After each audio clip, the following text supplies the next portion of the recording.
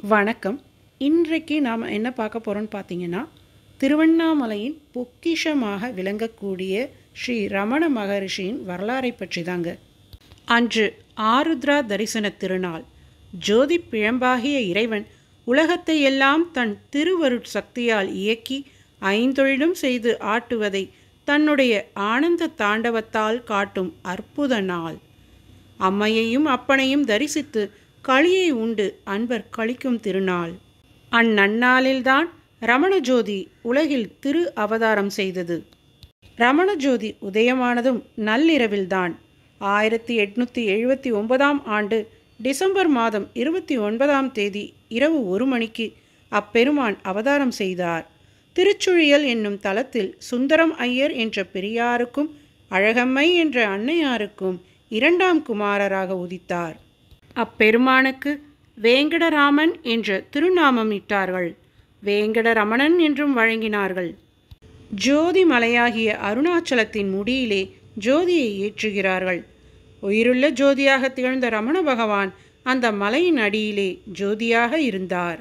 அத்தகைய ஜோதி உதயமான போது அதிசயம் ஒன்று நிகழ்ந்தது. அழகம்மையார் கருவுயிர்க்கும் காலம் வந்தது. முன்னே ஒரு குழந்தையை ஈன்றிருந்தாலும் இந்த குழந்தையை பெறுவதற்கு முன்பினும் மிக்க வேதனை உண்டாயிற்று. ஆணோ பெண்ணோ யார் அறிவார்? உலகத்துக்கே ஞான செல்வத்தை தரும் ஜோதியை வயிறு வாய்த்த அம்மையார் பெற்ற வேதனை இன்ப வேதனை, இன்பமாக முடியும் வேதனை. அன்னைக்கு மட்டுமல்ல, ஞானத்தாகம் பெற்ற அன்பர் கூட்டம் அனைத்துக்குமே. அப்பொழுது வழக்கம் போல வயது முதிர்ந்த ஒரு கிழவி அம்மையாருக்கு துணையாக இருந்தாள். கண் ஒளி மழுங்கிய முதியவள் அவள்.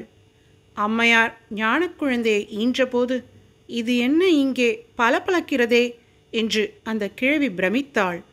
அவளுக்கு ஒரு ஒளி தோன்றியது. ஈன்ற இடத்திலேயே ஒளி காட்டியது.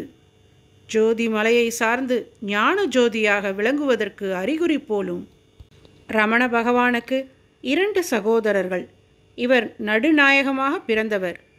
திருச்சுழியலிலும் திண்டுக்கல்லிலும் ஆரம்ப காலத்தில் கல்வி பயின்றார். பிறகு மதுரையில் படிக்கலானார். ஸ்காட்ஸ் மிஷன் மிடில் ஸ்கூலில் 6வது வகுப்பு படித்தார். விளையாட்டில் அந்த காலத்தில் இவருக்கு அதிக பிரியம். குத்துச்சண்டை, மல்யுத்தம், ஓடி ஆடி விளையாடுதல் என்றால் முன்னணியில் நிற்பார். தம்முடைய தோழர்களையும் கூட்டிக் கொண்டு வைகை ஆற்றின் மணலுக்கு விளையாட போய் விடுவார். யாவரும் ஏமாந்து உறங்கும் பொழுது விழித்திருப்பவன் ஞானி. எல்லோரும் மயங்கி தூங்கும்போது விளையாடி கொண்டிருப்பவன் ஞானி. இனி ஞானியாக வளரப்போகும் இவர் அந்த நிலைக்கு ஏற்றபடி இப்போதே அந்த வாசனையை கொண்டிருந்தார். வித்தின்று முளை இல்லை. மதுரை அமெரிக்க மிஷன் ஸ்கூலில் வேங்கடரமணர் படித்து கொண்டிருந்தார். படிப்பிலே தனியான ஊக்கம் ஒன்றும் இருக்கவில்லை. ஆனால் ஞாபக சக்தி மாத்திரம் மிகவும் கூர்மையாக இருந்தது. அந்த காலத்தில் அருணாச்சலம் என்ற பெயர் காதில் விழுந்தது. எத்தனையோ பெயர்கள் காதில் விழுந்தாலும் அவை உடனே மறந்து விடுகின்றன. கருத்தளவும் செல்வதில்லை. வேங்கடரமணருக்கு அருணாச்சலம் என்ற பெயர் கருத்திலே புகுந்து கொண்டது. அந்த நினைவு எப்போது உண்டாயிற்று என்று சொல்ல இயலவில்லை. அவருடைய மனத்தின் அடித்தளத்திலேயே அருணாச்சல நினைவு படிந்து கிடந்திருக்க வேண்டும். அந்த பெயரை கேட்டபோது எத்தனை சுவையாக இருந்தது! கைலாசம், வைகுண்டம், இந்திரலோகம், பிரம்மலோகம் என்பவற்றுக்கு மேற்பட்டது அந்த இடம் என்று ஒரு வகையான பிரம்மை. அது பிரம்மை அல்ல, இன்ப ஊற்றின் எழுச்சி என்றே சொல்ல வேண்டும். அருணாச்சலம் என்பது எந்த இடம், எங்கே இருக்கிறது ஒன்றும் இவருக்கு தெரியாது. ஆனால் அந்த திருநாமம் உள்ளத்துக்குள்ளே இனித்தது, அமுதத் துளியை பெய்தது. ஒரு நாள் இவருடைய உறவினர் திருச்சுழியலிலிருந்து வந்தார். 1895ஆம் வருஷம் நவம்பர் மாதம் அது. வந்தவர் ஏதோ பேசிக்கொண்டிருந்தார். அவர் அருணாச்சலத்தை பற்றி சொன்னார். நினைக்க முக்தி தரும் திருத்தலம் என்றும் அவர் கூறினார். திருவண்ணாமலைதான் அருணாச்சலம் என்று தெரிவித்தார். உலகில் உள்ள ஊர்தானா என்று ஆச்சரியப்பட்டார் வேங்கடரமணர். எல்லை கடந்த இன்பத்துக்கு உறைவிடம் என்று நினைத்த அருணாச்சலம் திருவண்ணாமலைதானா என்று எண்ணினார். அது இன்ன ஊர் இன்ன இடம் என்று தெரியாத வரையில் அருணாச்சலம் இவர் உள்ளத்தில் விஸ்வரூபத்தை எடுத்து மனமோகன நிலையமாக இருந்தது. அருணாச்சல காதல் வளர்ந்தது. இப்போது திருவண்ணாமலைதான் அருணாச்சலம் என்று தெரிந்தவுடன் அந்த பழைய கவர்ச்சி உள்ளே அடங்கியது. அருணாச்சலம் அருணாச்சலம் என்று ஏங்கிய ஏக்கம் நின்றது.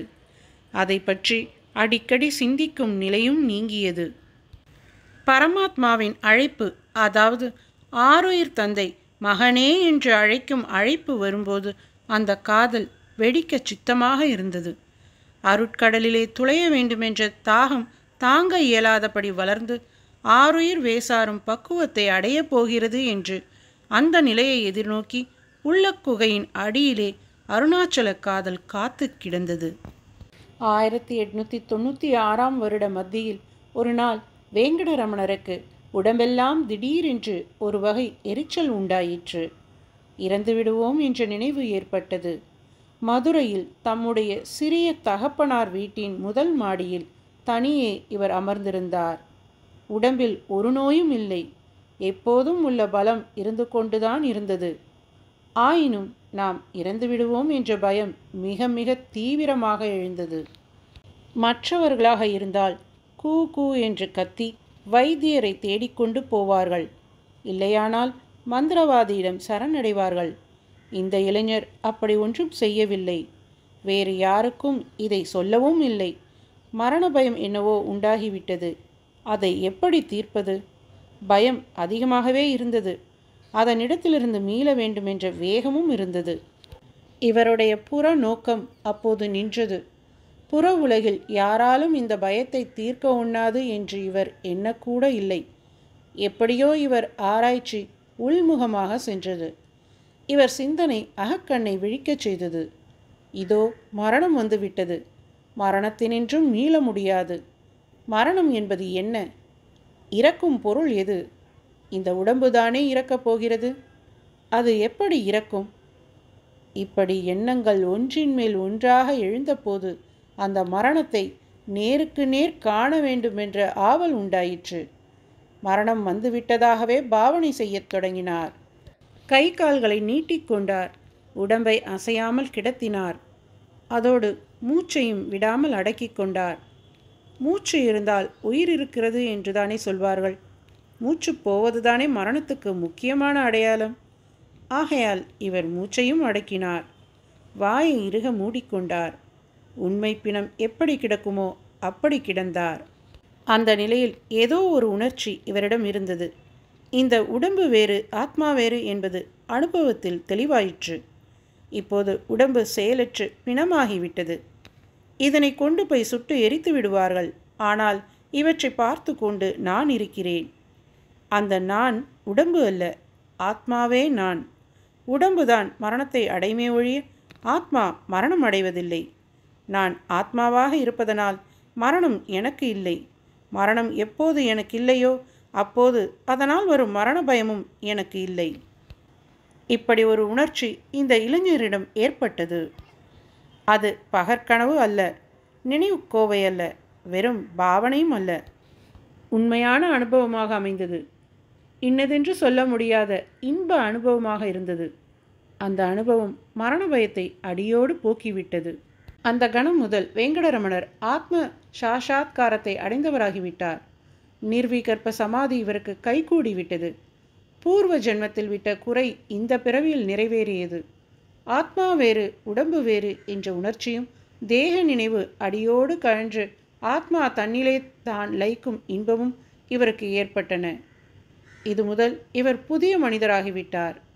எல்லா பையன்களுடனும் கூடி குதித்து விளையாடும் இயல்புள்ள இவர் தனிமையை நாடலானார்.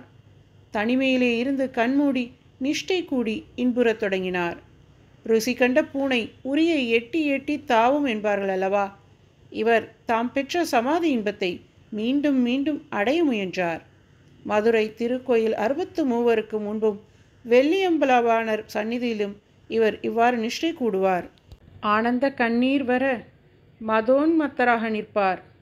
உலகம் இயங்குவதை மறந்து, காலம் ஓடுவதை மறந்து, இன்ப துன்ப வேறுபாடுகள் ஒழிந்து, சரீரம் மனம் என்ற பிராந்தியங்களையெல்லாம் கடந்த ஆத்மானந்தத்திலே ஒன்றிவிடுவார். இவ்வாறு 6 வாரங்கள் கடந்தன.